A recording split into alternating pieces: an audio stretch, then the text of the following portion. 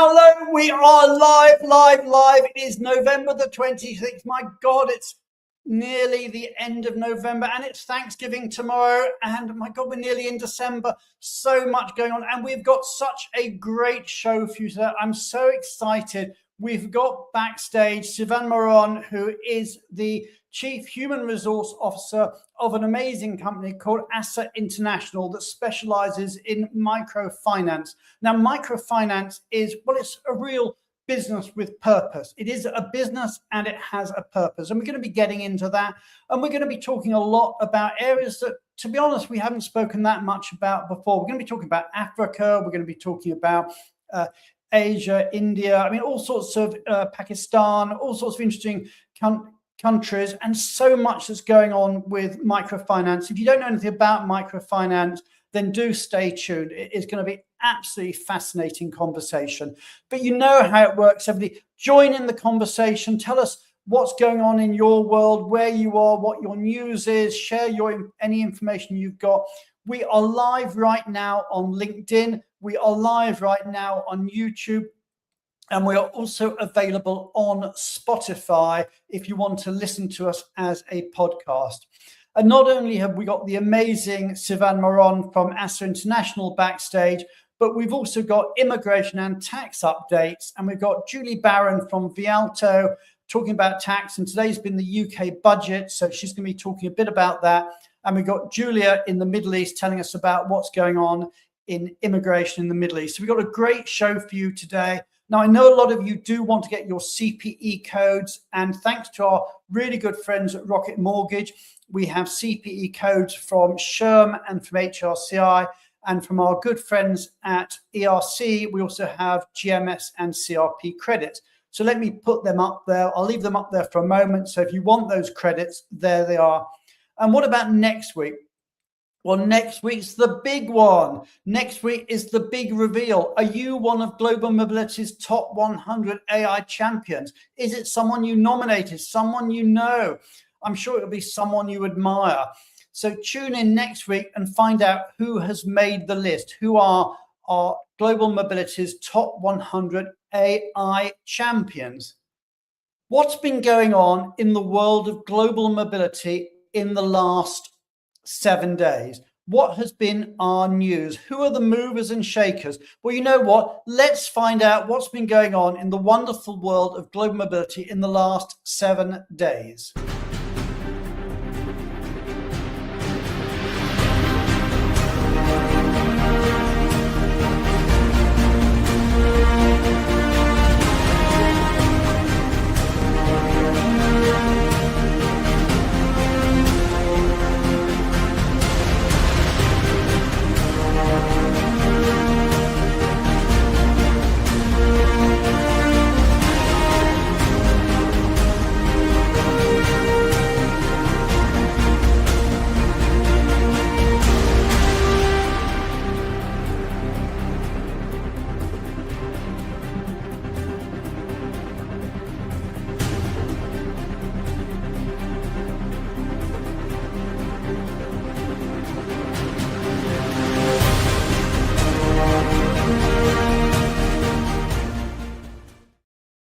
So there we are, there we have it. Lots of people have been promoted this week. Lots of people have got new jobs. Many congratulations to all of you. And there's lots of really interesting jobs out there. So, you know, if you're looking for a job, if you're looking for a new role, a new challenge, then do check out those roles that are out there.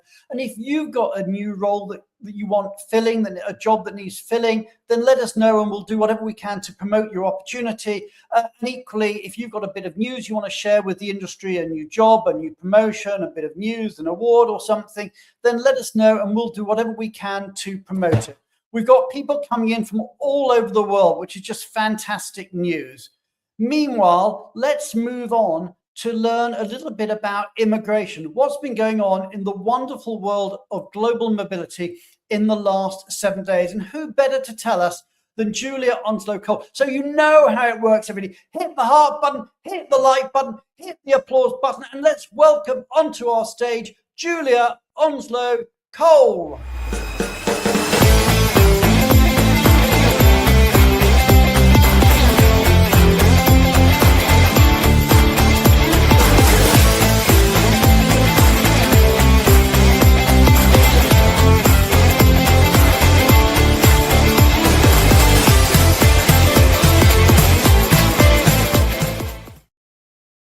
Julia. How are you? Hi, very well, thank you, very And well. whereabouts in the world are you today? I'm in Dubai. Okay. And so, anyway, let's get into it. Tell us what's news in the world of immigration. Yeah, so I'm in Dubai. I'm in Dubai just for a couple of days. I'm speaking at a conference tomorrow, an international employment law conference, and today I attended the Majlis 2025, which is a meeting of government. The Crown Prince came, and also there was about 200 CEOs and other business leaders. Wow. And it was a really, really awesome, impressive event. And the first thing that happened is that the government did a recap of D33, and that's the economic policy of Dubai. It was set up in 2023, and it said by 10 years they wanted to double Dubai's economy. And really, all the stats show that they are already exceeding all expectations on that trajectory. In the past 20 years, Dubai has tripled its population, and there's about 500 people a day that are moving to Dubai. And in the last 6 months of 2025, GDP increased by 4.7%. I think that's about 122 billion UAE dollars. So it's an incredible economic growth, and we're seeing it across all sectors. Now, for global mobility, I was speaking to Christine Spur, who for Fragment does relocation, and she was just saying, you've absolutely got to help people moving to Dubai in terms of their housing and schooling, because there's a strong demand for both things. So, it is, there is a lot of people moving, a lot of people want to move, but, Can't get really schools. getting on it early and really help and be proactive, engaging with the assignees.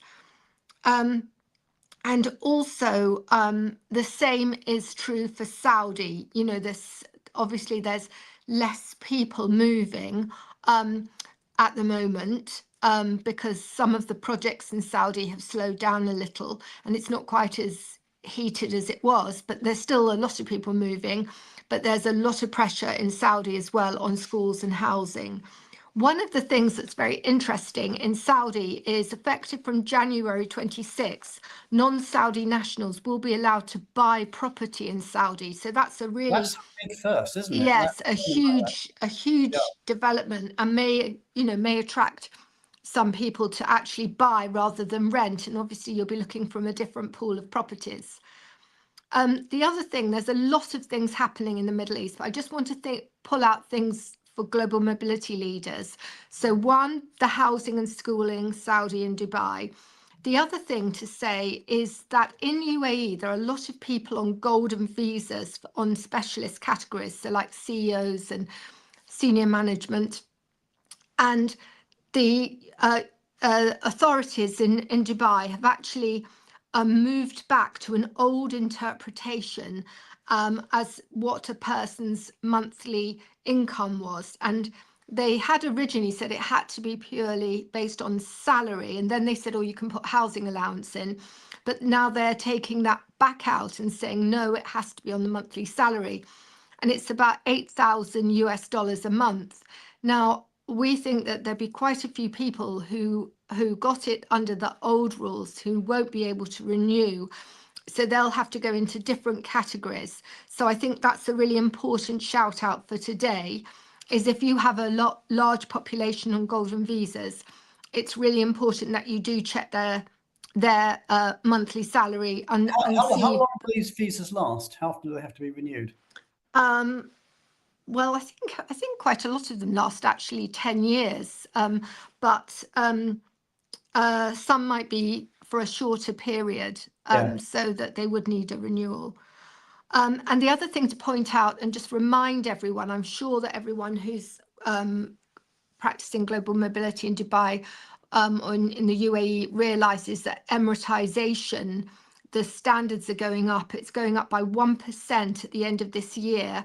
So, you've got to meet that new target. So you need to really check your Emiratization targets, and the fines for non-compliance are quite high. Then the only other thing I was just going to mention is on Saudi. Again, it's a pattern that we see all over the world, protecting resident labour. So where you have nationality schemes like Emiratization, Saudiization, those targets are going up. So in Saudi, we're seeing those targets increase. But then on the other hand, there's new categories opening up, and in Saudi it's the premium residency categories. And this is a very important thing because it's a bit like the golden visa in that you can have that right yourself, but the good thing for employers is they don't count on Saudiization targets. So we get lots of inquiries from companies saying, how do we get around Saudiization, or how can we get a better quota number? And one of the ways is to look and see if you could move people on these premium residency visas. And the final thing I was going to say is that there's a lot of movement in the Middle East to try and ease up travel and create new not sort of visa-free pathways and different routes. But these are all good, and a lot of them are coming in next year, but you've just got to keep making sure that your business visitors are compliant. That's the real thing. Okay, so Julia, thank you for that amazing update there. As ever, so eloquently put. We're now going to move on. We have Julie Barron backstage just the day before Thanksgiving, and she's with us today, so we really appreciate that. So everybody, you know how it works. As we say goodbye to Julie Onslow-Cole and we welcome to our stage Julie Barron, please hit that heart button, hit that like button, and hit the applause button.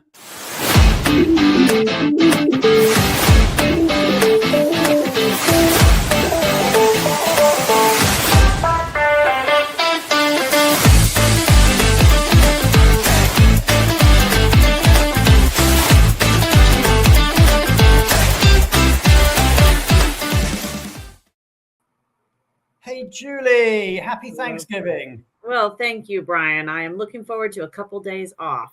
And you mentioned to us in the green room earlier, and I just want to get a vote of sympathy from our audience. You've broken your leg. I do. I have a broken leg. It's not very fun, I have to tell you, Brian. I don't recommend it. Yeah. Okay, so everybody out there in LinkedIn world, let's cheer Julie up. Show us some love. Let's get the hearts out there for you. Yeah. So I'm so sorry to hear that. Okay. But anyway, Julie, tell us about. I thought I'd just give you some highlights from the UK budget this morning, just happening. So breaking news, right? And Vialta's going to have more details coming out tomorrow on this. Obviously, we're still digesting it, but I thought I'd give a little bit of highlights for everybody about what happened. And Brian, I know you were just discussing how the information was released ahead of the speech today. So very unusual that happened. It was a mistake. It was a mistake. Yeah. Mistake I could easily have made. You post something on, I can imagine doing it with them on our top 100 list. You post something, you have it ready to go, and then by mistake it gets released a day early or an hour early or something, which is what happened there. And it went out an hour early. So I suspect somebody is going to have a very serious conversation with somebody. I have a feeling there's going to have to be some apologies. But anyway, so the good news is no increase to the tax rates on wages, because that had been floated for a while, right? So that didn't happen. However, they did freeze all of the income tax thresholds until 2031. So April of 2031 is the next time there'll be a change to the brackets, which we have some interesting statistics about that, because what in effect that does is it pushes more and more people into paying the higher rates, because as salaries go up, you end up paying a higher tax rate because the brackets aren't changing with those increases in salaries. And so our statistics. Oh, Richard Majewski, he gets the comment of the day. Breaking news. We'll take that one. That's a good one. You win the show, Richard. Really sorry I interrupted. That's okay. So in 2019/20, only 7.9% of workers were in that higher rate of tax. And by 22-23, so just 3 years later, 11.8% of workers were paying that higher rate of tax. So you can imagine over the next few years, it's going to be more and more and more people having to pay that higher rate of tax. So while they didn't increase the tax rate, they are definitely increasing people's taxes that they're going to have to pay. And in addition to that, there's going to be an increased 2% income tax on investment income, so dividends, properties, rental income, savings income, all kinds of things like that. So you're going to pay an extra 2% on those types of income. So there is quite a bit. From a mobility perspective, interesting things. There's now going to be a surcharge, a mansion tax, if you will, on properties over £2 million. Now that's going to be on the owner, not the occupier, but I know in our mobility world, we have a lot of rental properties and all that kind of stuff. So that's going to increase costs. And there's one rate for properties over £2 million, another rate for properties over £5 million. The other one that's interesting for mobility people is that the voluntary contributions to national insurance under Class 2 has been abolished. So a lot of people, when they went overseas, Brits who've gone from the UK for a few years or even multiple years would pay into this voluntary scheme so they could retain their future benefits in the UK pension. And that is now gone. So we will see what's going to happen there. More details to come. Will people be grandfathered? What will happen to those who've been in that system for a long time? But it was a very inexpensive way to maintain your state benefits.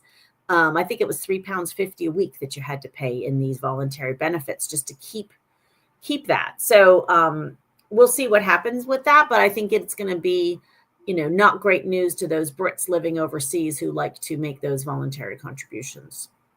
But more to come on that. There are some changes to the salary sacrifice scheme. So people paying into pensions will no longer be able to exempt that income from national insurance if it goes over £2,000 a year. So changes to some of the pension schemes. Basically, they're just trying to increase the tax revenue. And it's going to hit some of our people pretty hard. Yeah, absolutely. So thank you for that update. Yeah. I don't think it was particularly good news budget for no. For many. It was all about filling fiscal holes. And we got this from Bindu. Sorry to hear that, Julie. You're a speedy recovery. I hope you're back on your feet again, both of them. Thank you. I appreciate it. Safe, you're better, Julie. Julie, you've been an absolute trooper doing this with the broken leg. So, yeah, a heart out to you, and we wish you a speedy recovery. So kudos to you. We're now going to move on. I have backstage, as ever, our amazing producer, Tali Gorin, who's going to be telling us a little bit about next week and the big reveal. So to warm that up, let's just find out once more a little bit about the top 100 AI champions. And everybody, you know how it works as we say goodbye to Julie. Hit that heart button, hit that like button, and hit the applause button.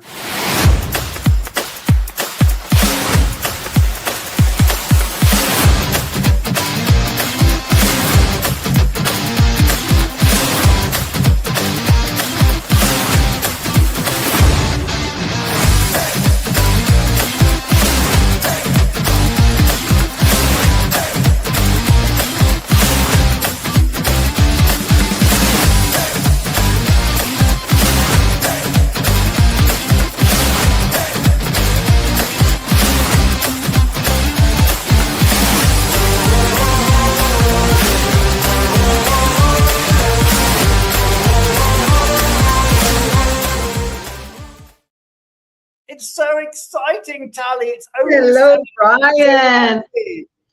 Should I say break a leg to all our nominees?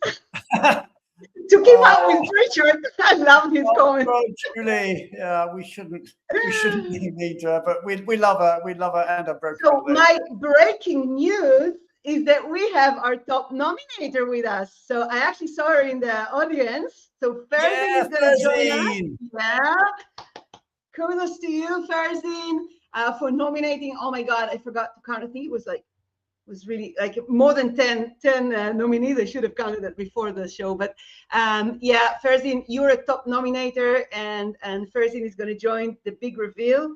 So it's going to be very exciting. We'll have Nitzan, we'll have Ben from Vialto Partners, Julia from Fragoment, and of course, Farzin as the representative of the nominators. So thank you, Farzin, and we're looking forward to seeing you. And everybody, join us next week for the big reveal. That's going to be really exciting. So find out if you're there. And so it is so exciting. One more update that I have for our change makers that are in the audience, and again, first in one of our change makers, and we have, I think I saw a few more, but next week we're also having a quarterly meeting. It's going to be really interesting, and we're going to count on your opinions, so we need you there. So join us next week, Thursday. If you didn't get an invitation, please let me know, and we'll see you there. So thank you so much for that, Tali. We're now going to move on. I mean, I'm just so excited for next week and the top 100 AI champions, but I'm equally excited for the next segment of our show because ASA International, which I must admit is not a company I knew much about beforehand, is a fascinating company. And we've got Sivan Maron, who is the Chief Human Resources Officer at ASA International. It's going to be fascinating. So everybody be prepared for a very, very interesting half hour now as we carry on, and do have lots of questions for Sivan as we move forward. So everybody, as we say goodbye to Tali and we welcome Sivan onto our stage, please hit that heart button, hit the like button, and hit the applause button.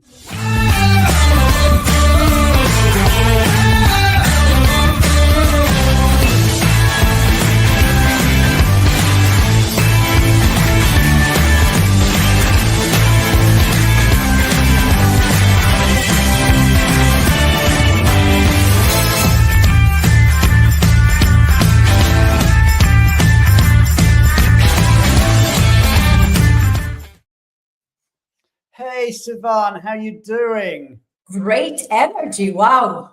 Thank you for the warm welcome. So looking forward to it. So tell us, whereabouts in the world are you based now? In the cold and beautiful Amsterdam. Okay, so you're in Amsterdam, but I mean, we were chatting earlier, but for the audience, just tell them a little bit about ASA International and what you guys do, because it is truly amazing. Indeed. So yeah, let me take a moment to tell you about ASA, because it's a very unique organization, as you said. We actually have two headquarters, one in Amsterdam, where I'm based, and one in Dhaka. We operate across 13 countries in Africa and in Asia, and we serve about 2.5 million clients, and we're not done growing. Almost all of them women, and through more than 2,100 branches. Wow. And So regarding employees, we have over 14,000 employees. So the scale is absolutely massive. Okay, and you operate, I made a list of the countries that you're in, and I'll just read it out. And I apologize for reading, but it's Pakistan, Rwanda, Nigeria, Kenya, Sierra Leone, Myanmar, Tanzania, Ghana, India, Sri Lanka, Philippines, Zambia. I think I've got them all, but these are not countries that global mobility professionals are typically that familiar with. So it's a whole new focus. But tell us a bit about ASA International and what is microfinance? You know, what makes us special is indeed not the numbers. It's the human work that we do.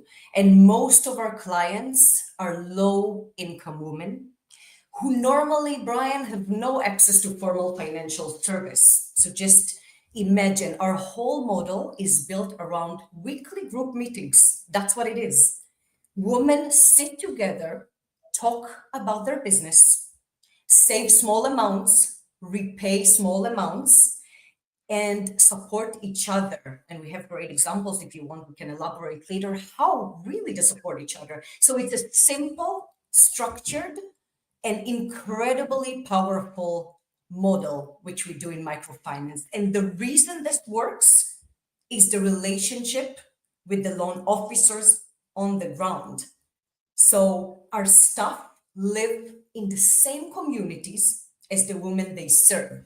They know the neighborhood, the culture, the challenges, and that connection is everything. So linking to global mobility is exactly why we do not relocate frontline staff.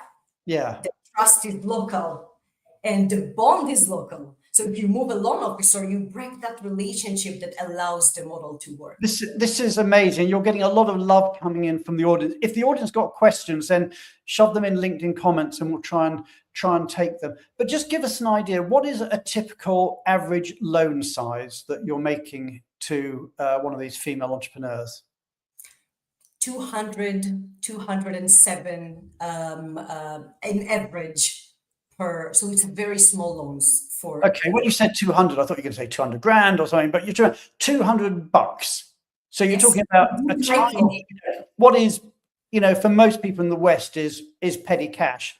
But here we're talking about life-changing sums. And it's only women entrepreneurs that you lend to. Indeed, which makes it even more unique. And you know what? It's not charity. It gives them a fresh start to do their own tiny businesses. Some of them in Ghana, they can buy goats and start their own dairy, small offices, small kiosks. They sell all kind of things. They make jewelries. And they really start their own businesses so they can grow and feed their family. Yeah, so because when I looked at this, first of all, I thought, oh, this is amazing. This is business with a purpose, business with a heart. It's all great things. It's some sort of not-for-profit charity. Then I did, but you're listed. You're a listed company on the London Stock Exchange. I mean, you are very much, yes, you're for heart, but you're very much for profit too. I mean, you balance those two things. Yes, indeed. We started with an NGO set, and we are shifting towards a real institution, financial institution now, and we're helping more people with what we make, and it's indeed business with performance, and this link together is what makes it so successful. So people borrow a couple of $100, and then how long is that loan outstanding for? It could be for 12 months, for 36 months. It depends on the loans, on the branch, and they repay within the weekly meetings. So weekly, they need to repay. And so they have to go to the meeting each week. Physically, yes. Physically turn up. So nothing's virtual. They physically go. And I think you were telling me earlier that the loan is normally actually in cash as well. I mean, these are people who don't have bank accounts. Yes, we're shifting into mobile tools as well, but it's indeed in cash, and it's all very real meeting face to face, real money. That's the world that we're living in. Wow. And what would somebody typically borrow the money for? What would be a typical business that someone was doing? I would say kiosk and jewelry, sewing machines, fabrics. Very nice and local businesses that they are developing for themselves. You can see a few that started with nothing, and we really could help her save herself, be entrepreneur, have her own business, to see it up front. It's really empowering. Okay. And rewarding. The questions come in, and I should just say, if you're asked anything where you can't comment for strategic reasons or whatever, just tell us. But Kelly's asked the question. She said, do you have any plans to offer similar loans or to operate in the Middle East? Interesting question. I come from from working within the Middle East. It's not the plan right now. We're now operating in Africa and Asia, and we would maybe expand more, but currently our core business is to really help the low-income women in Africa and Asia. Okay, I've got a video clip here. Let's just play it. That maybe gives people a little bit of an idea of what it's like. So let's just watch. It's only 30 seconds or so. Let's just watch a quick video. The business, I started it in 2020. By then, it was difficult to pay school fees for my children. I had no capital. We are in group meeting. We talk about our loans. We work together as a group. We're deeply entrenched in the communities that we serve. So loan officers are often from the areas where we have our clients. We know our clients inside and out. If problems arise, that we see that, we feel that we can deal with it from the day it occurs and not when it's too late. So, I mean, a couple of things. We saw one lady there who was presumably the person who'd taken out the loan. We saw somebody with a notebook who I'm guessing was one of your loan officers. Loan officers, yeah. And then we saw your CEO was there as well. Yes, correct, Rob. And this is actually the heartbeat of the organization. That moment under the tree or outside the branch or in the market, this is what we do. Wow. So yeah, you've got branches literally under branches. I mean, it's just amazing what you do. The concept is incredible. How did it start? How did this concept start? How did Rob and his colleagues start it? I mean, did he come from a banking background? Tell us a bit about it. So yes, Rob came from ABN AMRO. So, you know, we are a combination in the headquarters, especially in Amsterdam. People come from corporate. I come from Unilever. We have ABN AMRO.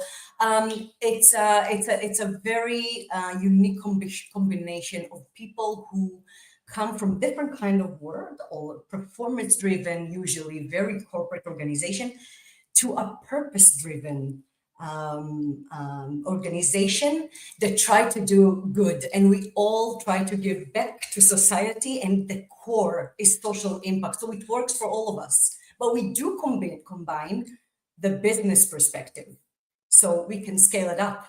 So this is amazing. I mean, you're not, you know, you said your CEO came from ABN AMRO, you came from Unilever. You know, you're not a bunch of, how do I put this politely? You're not a bunch of, you know, charity do-gooders. You're very hard-nosed corporate people who've come into this area. What was it like from a culture point of view? You know, you came from Unilever, which is as established and as blue chip as you can get. And certainly, you know, where you live in Amsterdam, you know, it's one of the major corporations. Well, it's one of the major corporations in the world, but certainly in the Netherlands. And then you went to this, you know, very innovative, unusual, worthy company. What was it like for you personally, moving from, if you like, the big corporate blue chip culture to the new purpose-driven ASA culture? That's not to say Unilever isn't purpose-driven. I know it's an amazing company. It's incredible. I mean, it's very, very different to what ASA is. Tell us about it. Yeah. Brilliant question, and maybe a brief about the journey. I started it in New York. You know, New York is the jungle, and I served the army for 2 years and then moved to New York. I needed a new energy after 2 years, but then New York became my real education. It teaches you how to survive in noise, in movement, in how to read people fast, how to adjust, and so on. But mostly how to grow from every culture around you. And that experience alone shaped the way that I lead today. I'm curious, I'm direct, and very comfortable navigating complexity. And from there, my career became this mix of high-tech and deep corporate life. As you said, Brian, the high-tech gave me the pace and the courage, and you know, you learn how to make decisions with 50% information and keep moving. But Unilever gave me something very different, you know, global mobility and scale, and structured development, governance, discipline. I learned how mobility look in mature system, how you develop successors across borders. And 18 months ago, I moved with my family to the Netherlands. So imagine, new country, new language, new culture, new job, new life. And just when things started to feel settled, ASA International appeared. It came, by the way, the opportunity came through LinkedIn, which love LinkedIn. I spent half my life on LinkedIn. Yeah. So exactly, it's a great platform, and I just keep discovering how powerful LinkedIn is. And Yeah, I had a lot to consider. Obviously, I had my stability, my Unilever life, my family has just moved, but purpose won. I have always chosen that impact over comfort, and I'm always drawn to roles where I can create change that matters. And ASA sits exactly between all the worlds that I know. Fast like high tech, structured like corporate, and human at its core. Okay, so let's talk about a little bit about the HR aspects of it. Because I suppose at the end of that's your job, and that's my show. Is the the HR aspects of this. So you're building a framework here for emerging markets. So you're not in the traditional markets that you would have known in the past. Now, when you're moving people, volume is limited. I know you don't move that many people, but the stakes are high. So tell us about who is the sort of person you typically move and why the stakes are so high when you actually do move them. So when we consider a move, as we said before, the relationship between the loan officer to the community and the people we serve are so strong that we cannot move them. But we do consider shift and personal growth in the leadership, at the leadership level. So what we do now, so we just announced a very interesting mobility between Pakistan to the Philippines, for example. We identify a very a gap, an operational gap within the Philippines, and we those are two very different countries. Very different culture, very different country, that we needed to think exactly what you said. It's high stakes mobility. So the stakes are high because 2.5 million women rely on predictable systems. So one leadership gap can disrupt repayment cycles, team stability, client confidence. For us, global mobility is very much precise. Mobility for us protects continuity at scale. So that's, we try to support markets through critical transitions. Yeah, because on the ground, the one thing you can't do is move your people because they are so embedded in the local community. They've known them for probably all their lives, and they may even be, extended family or what have you. You can't move them around in the same way that, say, a big international bank like, ABN AMRO or HSBC or whatever can move people around from branch to branch, because pretty much they're doing the same thing. You can't do that. So when you move people in, it's got to be very, very strategic and carefully planned through. Correct. And more than that, I'll tell you something interesting that I didn't know until as I worked in the Middle East and Europe. And when I came to work with the African market, I surprisingly discovered that within the African markets, they also have their nuances, their culture nuances locally. So to give you an example, Rwanda, they're very calm, structured, very process oriented. The people value clarity. Nigeria, however, they're faster, bolder, energetic, they're direct, they have direct communication. So it's also very hard to identify the shift or the move between these countries. Kenya, they're balanced, they're collaborative, they're ambitious, but they're still very polite. So you need to find the person who knows the ASA model, which brings us to legacy vs innovation.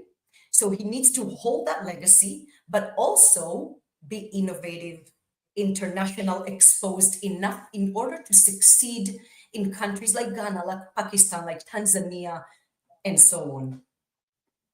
Yeah, I mean, it's just amazing. And some of these countries are countries where, it might even be difficult to visit. You're talking about Myanmar, for example. I mean, some of these countries, there can be all sorts of issues about traveling there. I mean, how does that work? How do you sort of manage when you're in countries which are maybe, not that easy to manage, I suppose? So we're building policies as we speak. So ASA is now in a very big transformation, not only digital transformation, but in general, we're transforming the business so we can serve as many people as possible with the best tools that we have. And part of it is the policy that we're building around the global mobility, what we can do better in order to shift people around, not only geographically or physically, but also online when possible. So when we look at global mobility in ASA, it's not in the traditional way. It's rather shifting skills. So we have the skills travel rather than bodies. So tell me a bit about how microfinance compares to normal bank. I mean, if I think of taking out a loan from, if you like, a conventional bank, first of all, there's a whole lengthy process to get the loan, which I'm guessing costs in terms of the bank admin fees more than the $250 odd I might be borrowing, which is why they tend not to offer micro loans. So first of all, somehow you've got to get over that bureaucracy. But secondly, the actual loan process, as I said, there's a load of paperwork to it. It's got complications. And the bank manager I deal with typically will have been moved around different branches. They'll have taken their banking exams. They'll have had, letters under their name. But I'm guessing from my hearing, your loan officers are not like that. They're not, if you like, bankers in the conventional sense. They went to sort of banking school. And so tell me a bit about what sort of people do you hire, the loan officers? Tell me a bit about them and how the process works for actually getting a loan. Brian, I was so surprised when I joined to discover how simple and brilliant ASA model is. It just works, sometimes we're thinking about the banks and what you just mentioned, how you get the loan and all the tools and the online meetings, and it's very simple in ASA. If you just look at the loan officers, they're people who sometimes even sleep in the bed in the branch. Sorry? And sleep in the branch. What is that? Just on a bad night, or is that like the branches? Or is the branch their home? Is that what you're saying? They have it could be, sometimes it's their home. So it's a legacy thing when people are so connected to the ground and to the field, they sleep there and we give them food and just take care of all their needs. And the loan officer getting trained, so we hire them. They have trainings of how it works, but it's very manual. So they actually, when I visit Kenya, for example, Nairobi, I've seen how manual the things are, and it still works. It works like magic. We do, however, try to modernize now the systems. But it's challenging, I must say. It's challenging because people are used to it. And again, it's the legacy. It's very rooted. It's also trusted. If it's all in cash, it's physical, it's meetings, it's cash. It's a yellow book that they have, the loan officers. And it makes it very real. Once you move to digital tools, it loses the authentic side of it a bit. So we need to try and do it very gently. So this transformation is more about the mindset than anything else. It's mind-blowing. If there's questions in the audience, do pop them in the comments and we'll try and take them. But what happens if somebody can't make a repayment? What happens then? So in one of our videos, one of the women said that ASA International, VS, the competitors, we are very generous with the way that we do it. Part of it because it's manual and it's relationship based. What happens if somebody is not paying? We have a community or a group, as you've seen in the videos, and they cover for each other. So if we have 50 women, it's phenomenal, Brian. It's amazing. They vouch for each other. It's a female power. Forgive me, all the men in the audience now, but it's female power that just works, and they cover for each other. So that's amazing. So if I'm a female entrepreneur and I've taken out my loan and I miss a repayment, then somebody else will step in and help me out, and then presumably at some other point I'll sort them out. And it's just incredible. So let's move it back to a little bit about mobility. I mean, clearly you need to transfer skills and train people.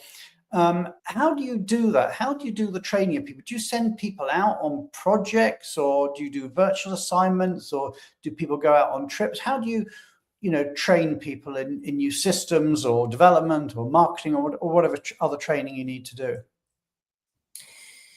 Let me give you a sneak peek into 2026 in ASA. Go for it. Yeah. So we know that every ASA country has its own rhythm. So when we do move leaders, the success depends on how quickly they can tune into that rhythm. So mobility fails when style is copy-paste. It succeeded when the leaders led with humility and they adapt the culture. What we're doing right now in the performance review cycle, our first ever performance review cycle, is still a pilot. We added a factor, an interesting one, called mobility. So it's not just the KPIs, the how, the why, the values. It's also mobility, the willingness to shift to another country, to relocate, or to take over some kind of a project in East Africa, West Africa, or Asia. When we evaluate these talent cards with the mobility factor, then we can do the match with the business need and the skills. You can call it Tinder-like matching. We see the skills, the tool skills. Mobility Tinder or talent Tinder. Mobility Tinder. That's what we do. Exactly. We look at the cards, at the skill set. We look at the business needs, the country needs. And if Rwanda needs right now a very strong IT person, and we have it in Sierra Leone, then we can do the shift and the match. It doesn't necessarily need to be a physical move. It could be a mentoring, coaching, short-term project that we can do. I'll give you a great example that I really like between Kenya and Nigeria. It's one of my favorite examples. How a legacy leader from Kenya and a newer leader from Nigeria work together. We have the legacy bring stability. The Nigerian leadership brings some fresh energy. They meet online, and it's that combination that makes our transformation possible. What they do is they build together the new commercial future, combining these both worlds with respect and drive, and they don't need to actually physically be together. So that's a shift of skills that we drive from a country to country. So tell us, and we can almost make this more generic, this bit of the conversation, is you try not to move people, because you prefer to be based on, local, wherever it's if you like, it's a local first approach. But where would you say, I suppose it's the balance between legacy and innovation. I mean, where expat populations bring value and where actually they can hold transformation back.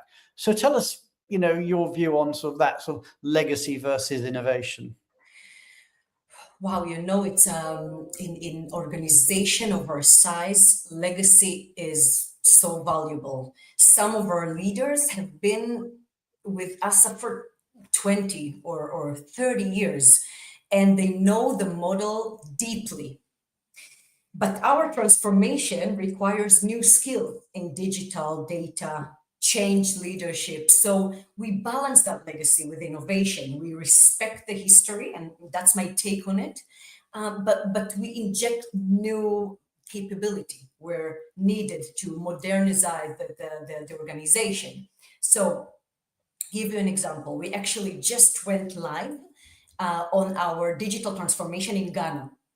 And it is a great example of how new and legacy leadership can work together. Because on one side, we have leaders who have been with us for many years and understand every detail of how the model works in the field. On the other side, we had newer leaders who brought digital capabilities, fresh thinking, and that confidence that we need to challenge all processes. So both are super crucial for us. That's just incredible. Now, the other question I want to ask you is that you've sort of, you've worked in the Netherlands, you're based in the Netherlands, you worked for Netherlands major Dutch company. And also, you're spending a lot of time now focused on Africa and Asia as well. But let's just talk about Africa. Tell us about the difference from an HR and a culture perspective between Europe and Africa. I'm thinking about maybe expectations, constraints, pathways to talent growth. So tell me a bit about how HR is different between Europe and Africa. Very interesting question. I would say that working in HR in Europe was just way more structured. It felt straightforward. It felt a bit more same or similar standards between the countries. So we could speak the same language, literally the same language. And it was very convenient. And once you got the rhythm of the European style, then it was, by the way, the rhythm could be also, by 5 or 6 p.m., you're done, you're not working. In Africa, HR, I see it a bit different. The people, they're more, I would say, very grateful for everything that's happening. They're on more than that. They're happy. They're happy to survive, to go through the day, and to work with people like that. I feel that the appreciation of what they do. But then again, it's a different kind of companies that I worked in. So I can only say that the Europe vs Africa, to work with these people, it's a different kind of commitment to the organization. Yeah. So how does it work? Do you have, from an HR perspective, do you then have HR business partners in in the countries? I mean, how is HR structured at ASA? So yeah, I'm building a team. I'm the first CHRO in ASA International. As we drive the transformation, we understood the real deep need for structure, policies, and HR transformation. So I have 13 HR leads in each country, and they have their own teams. And we try to, and I have one in Bangladesh, a senior HR. So in the headquarters, we're trying to now building new talent acquisition lead and to really structure HR to serve the people, the local people on the ground in the best possible way and to enable their success, because the expectations now are very high. Yeah, because you've got, I think you said you've got 14,000 staff globally. Now, when you're hiring a loan officer, I'm getting a large proportion of those are loan officers in their communities. How do you hire somebody? What are you looking for when what's your talent acquisition strategy? So we're looking for integrity, most of all, because it's cash, because it's relationship. We're looking for a person who can be committed, who is has this dignity and respect. We see it in, so it's another maybe difference. You can tell, and when we interview loan officers, what he's done. So it's not necessarily the experience, more the personality and the purpose driven. So he knows that it's not about the money, it's about enabling these women to feed their families at the end of the day. Wow, that's amazing. And when you do move people, in fact, I did a poll on this. Let me just show you this poll question we asked. We asked this question, okay, where do international relocations create the most business value? Okay, so from your point of view, because you don't do that many, but where do they create the most value? And I actually put out, this was generic, I put out 4 alternatives. I'm interested in your views. The first one is when they're transferring new skills. The second one is leadership development. The third was opening new markets. And the fourth is building local capability. And you can't say all of them because that's the easy answer. But if you had to say one, where, when you're looking for international relocations, do you find they create the most business value?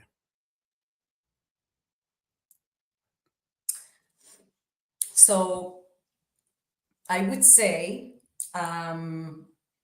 transferring the skills. Transferring new skills would be the biggest value, that we can have for the markets. But you know what? I think it's a win-win for both. So a good mobility, a good global mobility should work equally for both markets. When you shift a person, when you shift their skill set to a new country, when he goes back with a new perspective, new culture experience, and it works both ways. So I would definitely say transferring skills. Okay, it's interesting because you come from a very different sort of company to the ones we've had on the show before. But actually, we asked that question, we did a poll, and this is what the LinkedIn world said.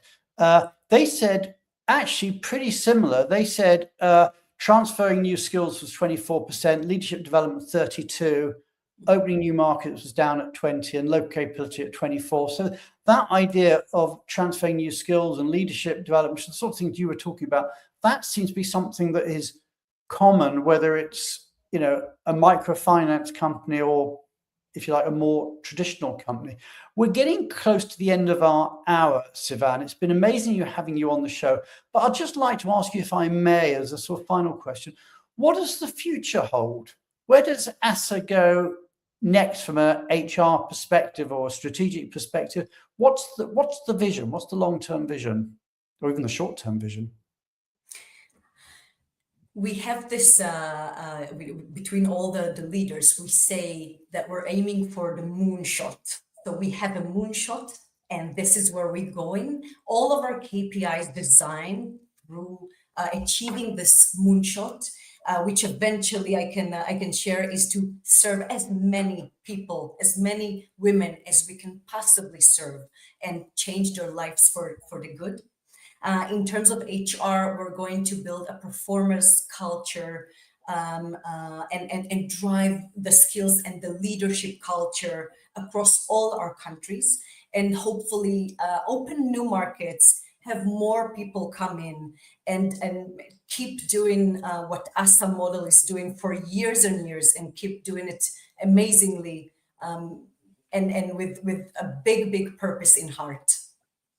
Sivan, it's been amazing having you on the show. I can see that not only is ASA a company with a real heart, but I can see from you that you got the real passion for this business, and everything that you're doing is really, really quite awesome. So as we get to the close of our show, let me just bring back our producer, Tally, onto the show.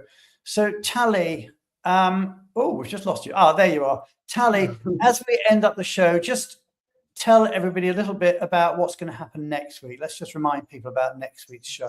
So next week, we're going to have the big reveal, and I'm going to put the link there again. And during the show, we'll be presenting the top 100 AI champions. So you'll be hopefully nominated to the top 100. And next week, we're going to show the 100 nominees that got to the final line. I should say that these nominees, many of them have submitted prompts, beautiful prompts that they're using on a daily basis, AI usage cases also. So we'll be sharing a bit of these too. But yeah, mainly introducing the 100 top. It is going to be so exciting. We are now officially out of time, so all that remains is for me to say thank you to Julie Barron, to Julia Onzo-Cole, to Tally as ever, and of course to our very special guest, the amazing Sivan Maron from ASA International. Take care, everybody, and if you're celebrating, have a great Thanksgiving, and we'll see you all next week for the top 100 AI champions reveal. Take care, everybody, and have a great week. Bye.